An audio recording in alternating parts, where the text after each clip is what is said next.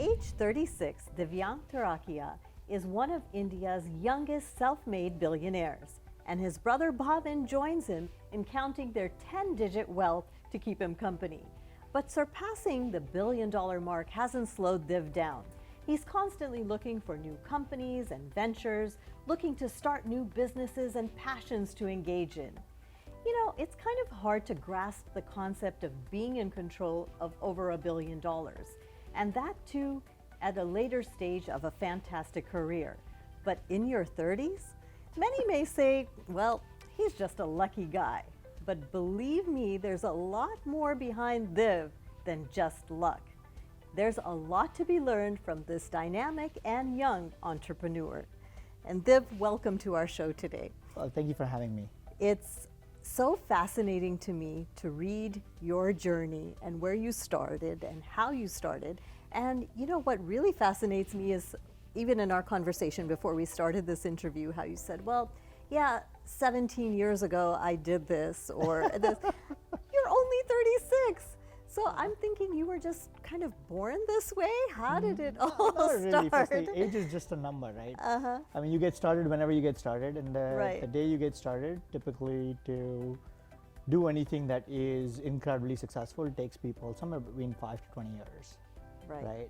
It's hard to get the timing right on some of these things, but there are no shortcuts. So whether you start when you are, at age 10 or 15, or whether you start at age 70, there is no right age. It's all about, hey, I want to start, so get started. And let's go back to where you started. I mean, you come from a very simple joint family. Yep. No cable, no computer at home, I believe. No computer at home for up until I was, I think, 13? Okay. 13 or 12 or 13, one of them. But you love to play video games. I used to love playing video games, to your point, and when I was 7, 8, 9, like every other 7, 8, 9-year-old. But it wasn't the actual playing of the games that fascinated you. It was more how to. That was my dad's doing. So my dad was really, really smart in the sense that great parenting. I mean, yeah, he made sure that me and my brother are very, very close, and we love it. We are very close. He basically inculcated this passion of reading a lot. So we read a lot growing up. So even though he didn't have as much money, he used to take all the money that he made and buy books. His hobby was collecting books. So we grew up in this house with hundreds of books, maybe thousands of books, on every topic, every conceivable topic. And to your point, no cable TV. And in your 13th year, Div, you wrote a BBS system. Okay. I ran a BBS system. Okay. What that meant was, this was pre-internet in India in '94. I had a computer at home now. Okay. I just got a computer at home. My dad had just got it. And I had a modem. It was a very slow modem back then. But the story is, it allowed my friends to connect to my network via the phone line and play video games with me. So it wasn't that I was doing something much more useful, but it was fun, right? And I was basically running a BBS and setting up all this tech stuff for fun because it allowed me to have fun. And so when the internet came into India in '95, when I was 14, I knew everything about networking. So you did this before the internet became Before the popular. internet was in India, was in the country. Oh, wow. So, so the advantage of that was I knew everything around the internet when it did come in. And so I got to a point where I started consulting companies and got them set up as far as the internet was concerned. Well, I think one of the key stories there was NASSCOM, which is the National Association of Software and Service Companies in India back then, had their first internet conference. And when they had their first internet conference, I helped them out with something, and that's because someone somewhere there had gotten stuck with something, and when they wanted to figure out how to solve it, and this was a day before the conference, someone told them, hey, there are these kids you can call, and I ended up there, and and one thing led to another. The next time any large company was calling NASSCOM or asking folks at NASSCOM, hey, I have this problem, they'd be like, oh, there are these kids you could call. So that kind of worked out for the consulting phase. Tell us about that loan that you took for your dad when you wanted to start your first company. So again, it's insignificant in proportion to where we are today, right? But it was very, very easy. We wanted to do this thing, and our parents were very supportive, even though they had limited resources. Like most parents love to do a lot of stuff for their kids. Like that literally applies to all parents. Right. So whatever resources they have, they're willing to obviously give. Even though my parents didn't have a whole lot, and they were very happy. My dad was very happy and encouraging to the extent that, hey, if you want to try that, absolutely, I will support you, and to the extent that I can. And it's completely okay if it doesn't work out. It'll be a learning experience. That's so right. nice. And I think that mindset was very, very important. Sure. For us to have, and it definitely helped us and shape us. So you took, I believe it was 25,000 rupees, converted into whatever dollar value you want to convert into, somewhere between $500 or $600. And that was the rent for one server for 1 month, and that allowed us to sign up clients. Like year one, we made about I think somewhere between $20,000 to $35,000. I'm not exactly sure what, especially because it's Indian rupees, you have to convert it. Right. And then it takes time, right? Progress takes time, success takes time. It's not that you start today and year two, you're going to be successful, especially if it's the first time that you do it. It gets a lot easier with time. So just similarly, when we first started, it was insignificant. It didn't matter what we started in, right? The idea was there was a lot of learnings that we were going to have through that process. Year one, we made maybe about $30,000, right? It took us up to the end of the fourth year to get to about $1 million. So our first $1 million in revenue, which basically from a valuation standpoint puts you at a couple of million in terms of whatever you apply as a multiple. Right. But the first $1 million took us 4 years. Then it took us 3 more years to get to $10 million. So around 2005, we were basically making somewhere between $7 to $10 million in revenues. But even after you made your first million, your mom requested that you still finish and get a college degree. What? Is that right? Mom. Yes. Yes. So this was before I made my first million. Yeah. Even after, I mean, she wouldn't care. She basically wanted me to get a degree anyways. So I wanted to drop out because I liked tech. I knew I was doing tech, Right. And the formal education curriculum didn't contain anything that was pertinent of the time. Right.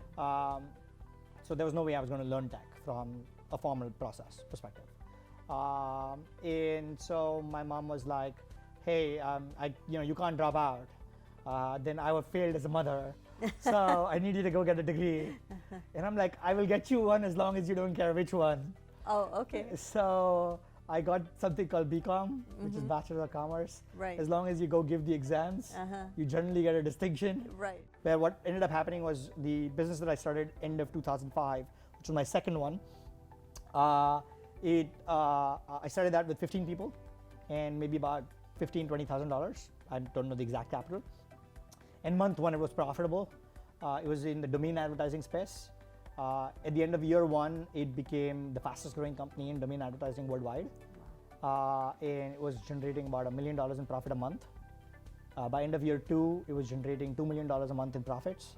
And it was now valued by PE funds at somewhere between 200 240 million-ish is what we got bids at. So the second time obviously was much faster.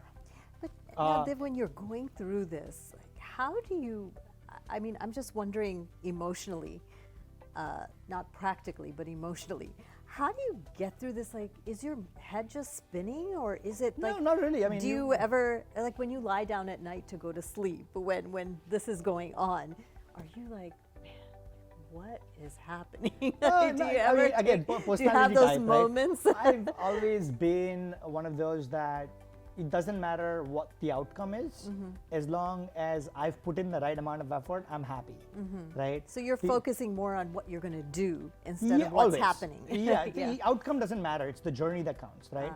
The outcome can be whatever. As long as you put in your best, right? Then either the outcome is it was successful and you close the deal, right? And before you get to celebrate it, you're on to the next thing anyways, because you're busy, right? Or the outcome is it didn't work, and now you learn one more way of why it didn't work, and you basically try again, and you try with something else, and you figure out what makes the most sense now, and you go for it.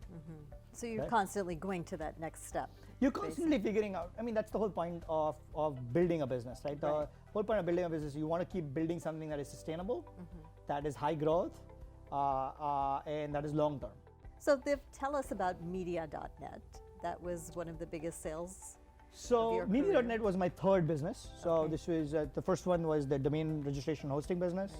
I stopped running it, so I can't take most of the credit for it. It all goes to my brother. He's amazing. He's a builder of products.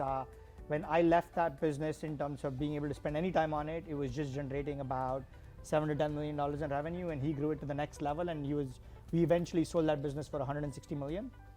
Then I started Skenzo. That was my second business, which got valued at the range of 200 to 40 million.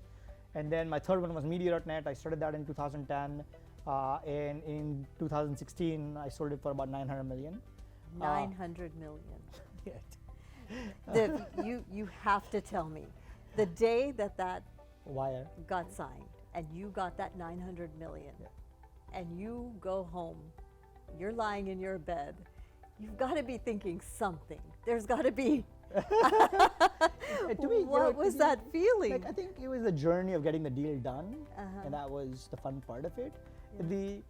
Obviously that day is an exciting day when you close the deal and you do, you've all put in months of work towards closing any deal. So anybody who's been through any deal, whether it's a $5 million exit or a $900 million exit or a multi-billion dollar exit, it's all a multi-month process. It all goes through the same high-level process. So we were just glad that it got done and it was over. We were tired at the end of it, but it was exciting. It was good that we were happy about the deal. A lot of our team had put in a lot of work, and in media.net at the time that we did the deal, we had somewhere between 600 700 people. In 2016, now we are at about 1,200 people, so we've grown since, and we continue to grow that business, and it's done well. And our focus literally the next day was, okay, now we need to continue growing this thing, and and stayed on the path. See, that's an important message that I've learned through talking to you, is that you really can't stop. You can't stop. Your competition is not stopping. Right. Nobody's taking a break. Right. If you take that break, then you've taken a break. Yes. We're now going to switch gears a little bit and talk about some of the, besides your businesses and what you do, some of the fun things. And actually, you're sort of for me, you're a daredevil, because I actually have a fear of flying. So even just getting in a plane for me is challenging. Me, I think, sure, some of it looks a little risky. Of the things that I've done or I do. But realistically, when you look at it, it's just the way I run businesses. It's all risk managed. It's because I figured out all the key risks. I figured out how to manage them. I figured out how to decrease those risks. I put into place backup processes. I put into place backups of backups in case the backup fails also. And then I've gone ahead and done something. So backups of backups, I like. And you need that, because you always have to assume that whatever your plan A is just a plan. It's going to change. Right. Your plan B is likely going to be the actual plan, and your plan C or Z is going to be what is finally going to work for you. It's kind of risk managed. To your point of fear of flying, statistically, flying is the safest thing out there. I know. I've been told that, but I tend to want to wear a parachute when I go on a commercial flight too. So. But can we go see your plane? Absolutely. So Div, we're now in your plane. Yes. Tell us about some of the stunts that you do. I mean, you really have gone out of the box on a lot of this stuff. So tell us about this plane. So this plane is not a stunt plane. So you cannot do an inverted flat spin in this one. Well, you can. You'd only be able to do it once, and you won't come out necessarily on the right side. Later. Yes. But I like aerobatic flying, so I basically do a bunch of fun maneuvers. Think of it like freestyle roller coaster riding. So I do the obvious loops and spins, but I do inverted flat spins, lump shavaks, hammerheads, low inverted flying, low flying in general. Basically combine several of the maneuvers to make some new cool maneuvers. It's a lot of fun. Aerobatic flying is fun. So how did you get into this? Did you just wake up one fine morning and say, okay, this is what I want to do? No, I mean, I always liked flying. Like most kids like flying. Yeah. Right? So I liked flying growing up, and then eventually I was like, hey, you know what, I should go get my license, and I got my license in Santa Monica. I've been fortunate enough to be able to fly a bunch of really cool planes. Wow. I think I've flown maybe 30 to 50 different kinds of flying machines so far. And all this, I mean, my head is spinning looking at all this stuff. This is obviously a lot of training and a lot of learning, right? Yeah, to and get to know it. you know, the licensing process takes care of that, right? There is a lot of learning. Okay. But it's easy once you learn all of it. And Div, you don't limit yourself to inside the plane because I have seen pictures of you walking on the wings of a plane. How do you do that? Tell us about that. Firstly, the first thing I must say is it is much safer than it looks. Oh boy. It's gonna take more than that to convince me, Div. You know but it's me. super fun. You take a biplane, you put a stick in the middle, and then you put a harness on the stick, and then you connect it to the harness. So you are on top of the plane when the plane is flying. But think of it as being in a roller coaster ride, except that there is no track. It's just and you're thousands of feet in the air. You right? can be. I mean, it's Okay. you know, you can decide whether you want to wing walk and ask the pilot that is flying the plane while you're on top of the wing Yeah. to do it at 50 feet, or you want to do it at 5,000 feet, or you want to do it at 500 feet. Typically, the best spot for wing walking, if you want to try it out, ever is basically somewhere between 200 to 2,000 feet. I would say Okay. that's the range. Oh my gosh. But how does that work? Because you've got the wind, you've got the speed. The wind, yes. So how does you that feel on your so face? amazing. It feels like a roller coaster, past roller coaster, right? So you're going at about 200 miles an hour on that plane. So obviously on your face you want to wear goggles that cover your eyes so that dirt doesn't go in it at those speeds. So that's the only important thing that you kind of take care of. Even the But your skin, cheeks are basically right? going all the way know. behind. But that's what happens in a roller coaster. That's fast, right? Yeah, I guess So it's a different kind of facial. It's You know, you just kind of. well, I think it is a different kind of a facial. Okay. Let's keep it at that. Okay, let's keep it at that. Oh Yeah. my gosh. And what else have you done? You've done so many different adventures. I mean, I just can't Life believe is it. an adventure, isn't it? Yeah, that's so. The idea is, I mean, if it's out there and it's doable, I will try and figure out how to weirdly reduce the risk of how to do the same thing. And So you apply your business tactic to the risk management. Absolutely. In everything in life, right? The Yeah. idea is you have one life, and you know, I love my life.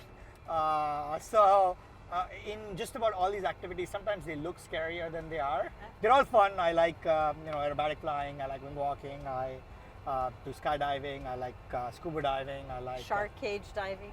anyone can do that. Anyone can do that, Div. So, I don't know about that. you don't have to know how to swim. They chum the shark.